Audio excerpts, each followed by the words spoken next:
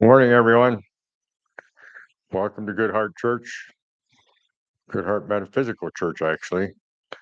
We want to welcome in all the light spirits and want to thank Mary for all she does behind the scenes for this talk we have every week. It's been a little bit of a different day for me already, and we're going to get into that in a little bit. But our subject today is being consumed by the human experience. So I don't know that I have any announcements right now today. We do want to remind people that you can get a hold of us at fellowship@goodheartchurch.org in case you have any questions that you don't want to put on comments, in case you have any requests for services that we might offer, which I ought to mention the services that we offer that are not, when we ever get the website up, I'm being pretty pokey and getting that done, but we do offer spiritual mentoring or spiritual advising, whatever you want to call it, spiritual guiding, donation only. All donations go to supporting the church. If you want any of those services, just email us. Again, that email address is fellowship@goodheartchurch.org. And also a phone number that I don't have memorized yet, but we do have a phone number. I'll get that out to you as soon as when I can. What services do we offer? I just said them. Oh, okay. Reiki, Oh, spiritual mentoring. oh, okay. Duh. So, yeah, let's just go ahead and get right into it today. Again, we want to welcome all the light spirits. We thank everybody for being here today, and those who watch in the future on the replay of the live version of this. We want to welcome you all here. Hope you get something out of it. So let's go right into it today, and go ahead and pray to your deity, asking them for whatever it is you want to ask them for today, and thanking them for whatever it is you want to thank them for, and hopefully asking for something to get something out of this talk today.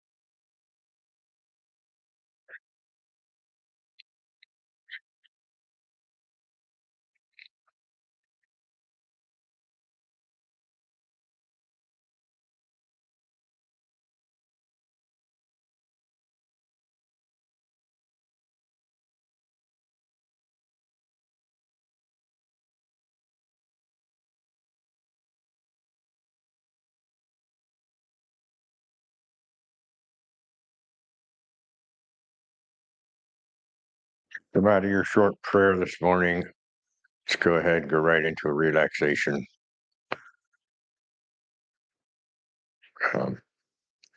By relaxing our body. Starting at the top of your head, relax your scalp and your temples. Take that crease out from in between your eyes and relax your forehead and your eyebrows. Relax your eyes and your cheekbones and your jaw. Dropping that tongue down to the bottom of your mouth where you can relax all that is around it. As you relax your ears and your neck, drop your shoulders away from your ears. Keeping as straight a posture as possible, letting the energies flow through your chakras. Go ahead and relax your upper arms, your elbows, your lower arms, your wrists, hands, and fingers. Relax your chest and your upper back. Relax your belly and your lower back. Sinking down into whatever it is you're sitting on, relax your buttocks and your hips. Not forcing yourself down, but just relaxing into it. Relax your upper legs, your knees, your lower legs, your ankles, feet, and toes. With each breath out now, we'll relax another part of your body, going down your body, as I mentioned. Take your time, relax into it, becoming ready to receive whatever it is that you were to receive today.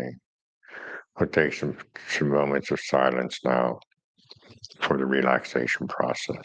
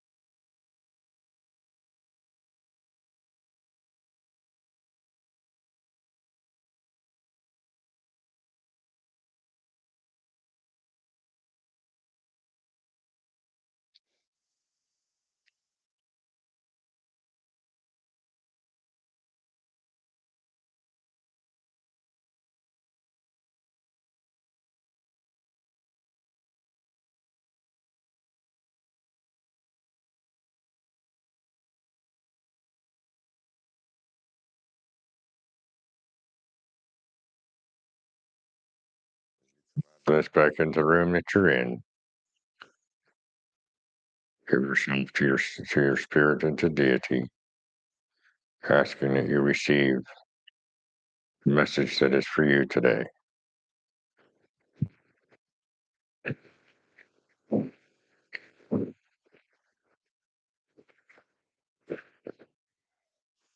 Okay, so when I got up this morning, I'm in a lot of pain, so bear with me. When I got up this morning, I thought I was going to talk about one thing.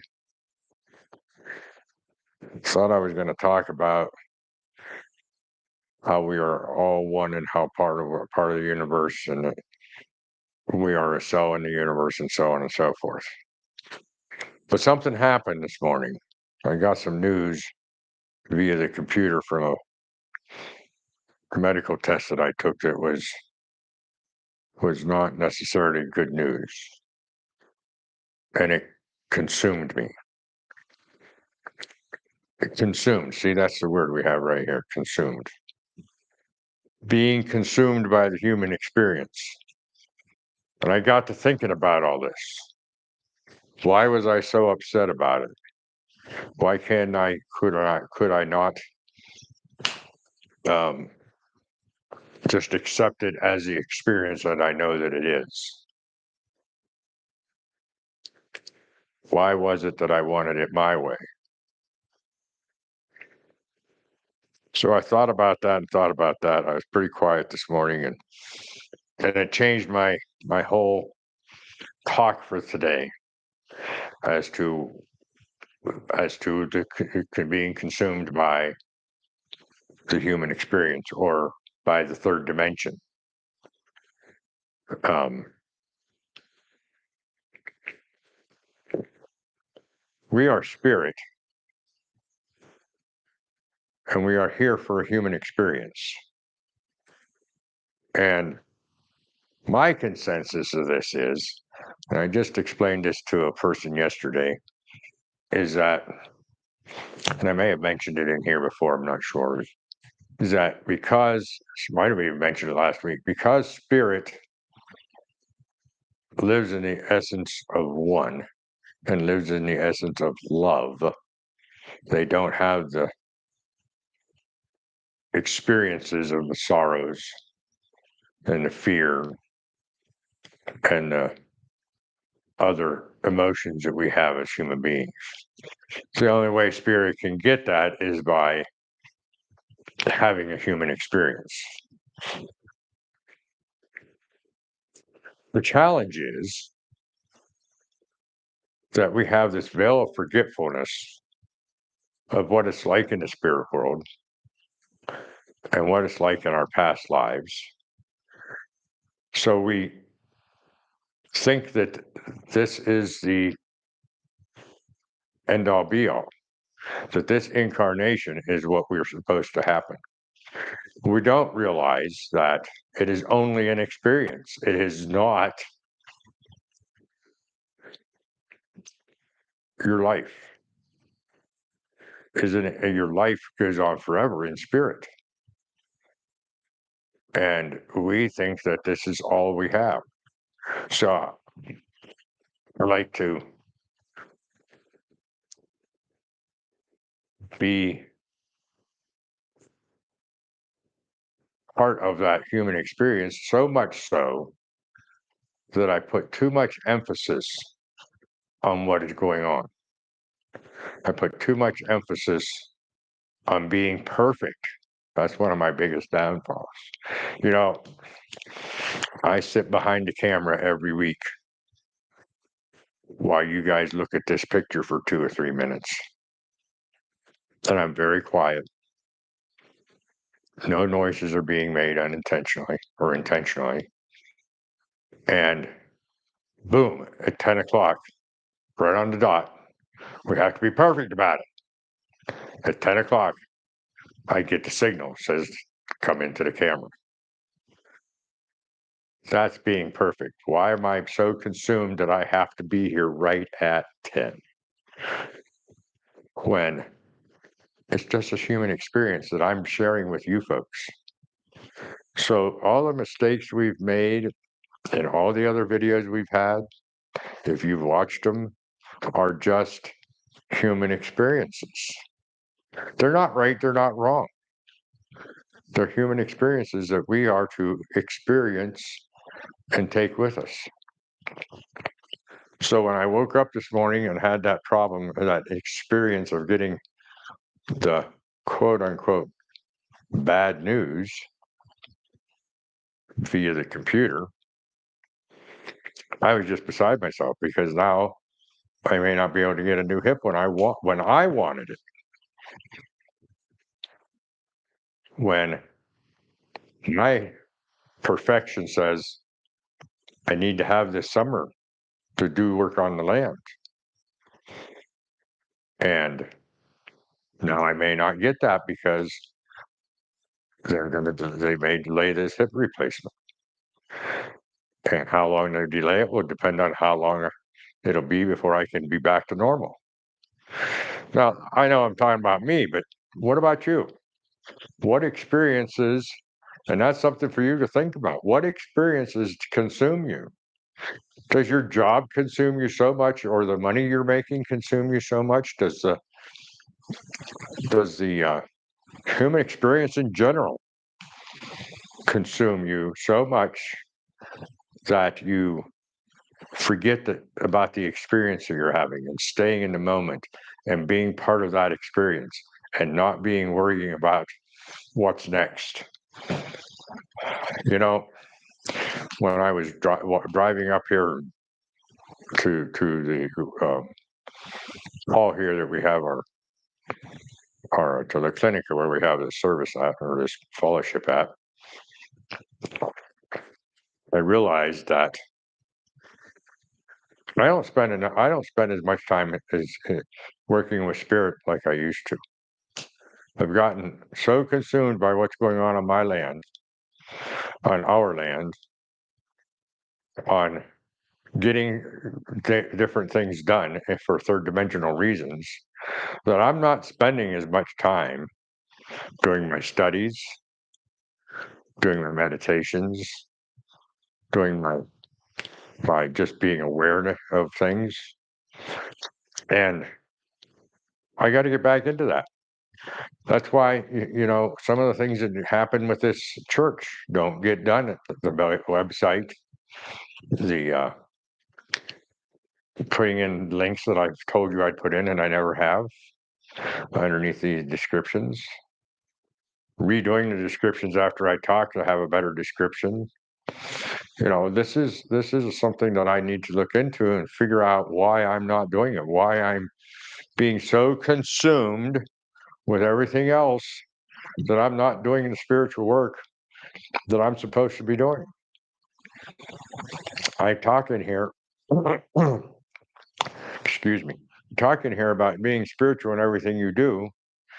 And then it comes to my mind that I'm not being that spiritual in everything I do as I should be. So it's just a reminder that I'm not feeding the light wolf enough.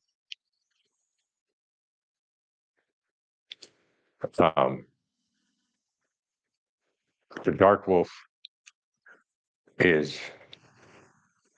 may not be completely in charge, but it certainly has its place in my life, maybe in your life too.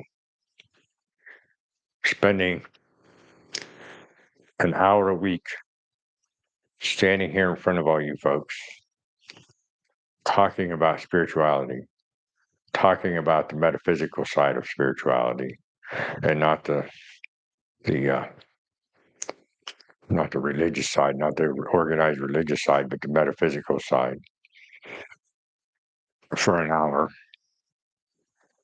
45 minutes, whatever it is that I stand up here that week. We allow an hour because we hope that we get some comments some point. But I'm usually only standing here 30 to 40 minutes. If that's all I'm feeding my light spirit, my light wolf, I'm not doing enough. That leaves how many more hours in the week that I'm not feeding it? Well, I do some reading. I do a lot of praying. But I need to spend more time meditating because that's how we get out of this consumption. Get out of the consumption by by communing with spirit, by having a conscious contact with spirit is how we get out of this consumption. And I'm not doing enough of it, or I wouldn't have reacted this way I did this morning. There was a Buddhist monk many years ago that had spent many years in the monastery. And he was to introduce somebody really important, some big wig of some kind. I don't remember what it was. And he got up to introduce this fella and got all worked up over it.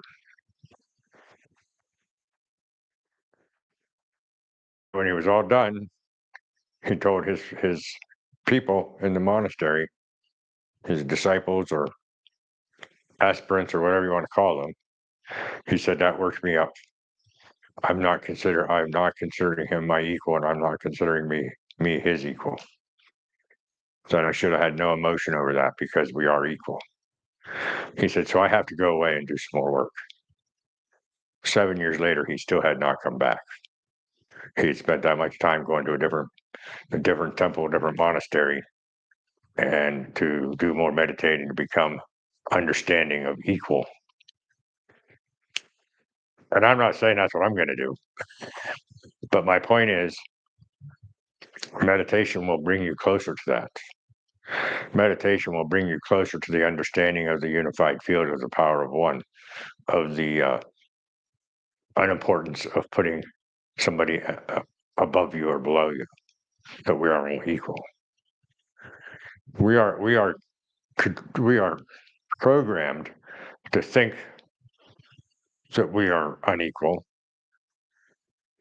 We are programmed to think we're separate than. I like to say the time when you are society programs us so early in life that the day we are born and are given a name and start being called that name, that is when the programming starts to separate us. Because I'm not known as Mary or Paul or George. I'm known as Keith, and that separates me from those people. Makes me a separate person. I'm not named after my attributes, as many indigenous people have named their people. I'm named by what was chosen by my parents before I was born, before they even saw who I was, what I looked like, what my aptitudes were, what my interests were, what direction I was going. That was all self-determined prior to my birth, what my name was. And that separated me basically in the womb. Depending on, I'm old enough now that they didn't know when I was born, they couldn't tell if you were going to be a boy or a girl. So they had two names for me. I don't know what the girl's name was, but they had two names for me. If I was a girl, one name, and if I was a boy, I was named Keith. And that had already separated me from the rest of the society, of the rest of the world. And then it just goes on from then. Just like we are being told that we have to be perfect. My perfectionism, where maybe one of my traits from in many ways, but one of the things that we probably all have, at least the older generation, maybe not some of the people that are so homeschooled, but even them, when you are a preschooler, when you are between the ages of a newborn and kindergarten, you're expected to be perfect at home. No crying, no yelling, being up boy, boys don't cry. Um, girls do this, boys do that. That's all part of the programming, and we have to be perfect at that, or we're going to get spanked. We're going to get scolded. We're going to get stood in the corner. We're going to have timeout, whatever your parents did. So we're already taught at that age that we have to be perfect. Then you go to school and you're expected to get straight A's. They're always pushing for you to get an A, to be perfect in this subject, be perfect in that subject. We graduate from high school and we are told the same in college or in trade school or an apprenticeship. You have to be the best at what you're doing, at your trade. You have to be the best doctor. You have to be the best mechanic. You have to be the best janitor. You have to be the best at your trade. And then you get into the work world. And again, you're told, well, if you don't do exactly right, you're going to get fired and you're not going to make any money.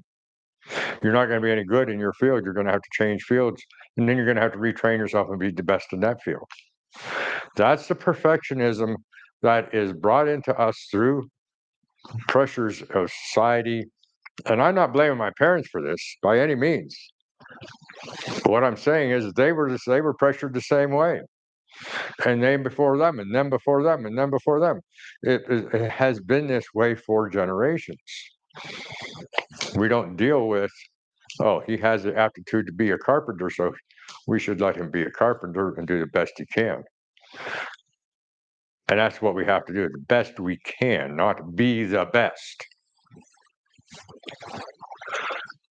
But that perfectionism, for me, and I'm guessing for a lot of other people, creates a wanting to do everything and spending more time getting it exactly the way it should be, even though it'll work another way. It'll work in a different, And I'm getting better at it. May not be obvious to some people, but I've been trying very hard not to be as perfect. We just put up some skirting around our camper And it's anything but perfect, but it's going to work. And I had to put up with that. I didn't want to. I wanted to take it and make it perfect. We have one that's going on like this instead of going straight up and down. We have tape here and tape there covering up holes that we created. And I wanted to take the things that were making that panel go cockeyed, take that panel completely off and straighten it out. Instead, we taped it over and created it to work. So my point is that that's the kind of consumption. I think perfectionism is one of the major, is obvious, certainly not the only. I got to sit down for a minute, but my leg is hurting me. But perfectionism for me, and I would guess for a lot of people, because of our programming, is really one of my biggest shortcomings, maybe. But I've got to look at things in a different way. And the only way I know of to get past this consuming of the human experience and just understand it as an experience is to do more meditation. To do more meditation. Now, I do want to mention that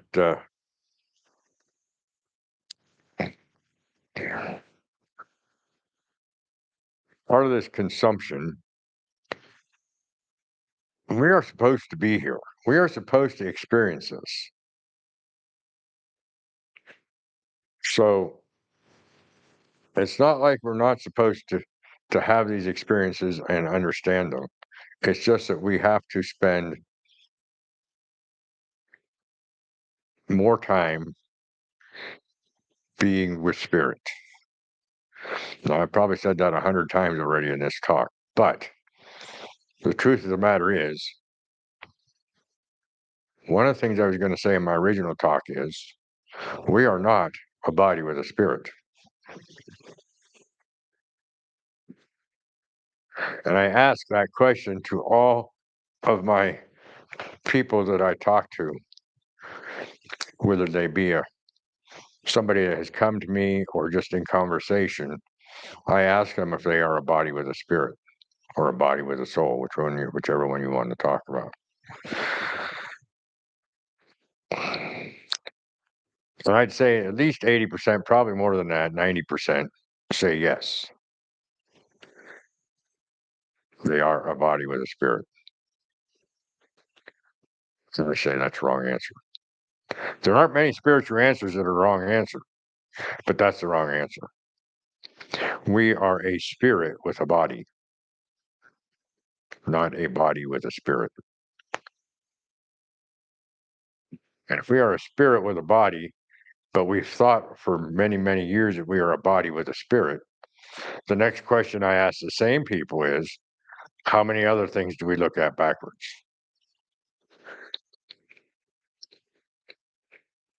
How much of the consumption of the human experience are we looking at backwards? Instead of saying we are human having this experience, aren't we spirit having the human experience with all these things happening to us? So I'm trying, these talks that I have, as much as I hope you people out there and watching this get something out of it, because that's one of the reasons I'm here. But one of the biggest reasons I'm here is to learn myself, be part of my own way of looking at things and seeing where I can improve, where I can have a better communion with spirit, where I can have a better conscious contact with spirit. So these talks are as much for me as they are for you. And that's pretty important to me, because I get complacent, I get consumed by in this experience that I don't spend enough time dealing with spirit. Granted, we have to stay on Earth. We are on Gaia, or in Gaia, actually. We are not on Gaia, or we'd be sitting at the edge of her aura. And her aura is the atmosphere. So we are actually inside her aura, which means we are in her. But we have to be in her vibration. Our human experiences on her um, body inside her aura. So yes, we have to stay grounded. We have to do all these different things that are required to be part of Gaia, but Gaia is part of the one. You're not separate from her. She's not separate from us. It's all part of the one. So we can be grounded to Gaia and still be striving for that spiritual connection, that spiritual communion as we go through this experience. So stop and think today what you're doing with your human experience and whether or not you are more consumed with it than you should be or than you feel you should be. Are you spending enough time dealing with spirit? Are you spending enough time with all the wonder, looking around at nature and seeing all the wonders that spirit has created? Are you actually looking inside of yourself and seeing what your body is created has created, what you are part, what else is part of you and that you are part of? Because we have as above, so below. Everything inside of us is part of the universe. Each piece is the universe in and of itself. Every cell in our body has a universe in it, and we are part of that universe that we look at to say was outside of us. It's not outside of us; it's part of us. So, take some time and contemplate this stuff and see where you might want to go, what you feel you should be doing better, how you can stay in the moment, how you can be spiritual in everything you do, and how you can actually be part of the power of one, the unified field, the spirit world, and not be so consumed with the earthly or human experience. So with that said, hit the thumbs up, subscribe, share this with other people, and add comments and be spiritual in everything you do.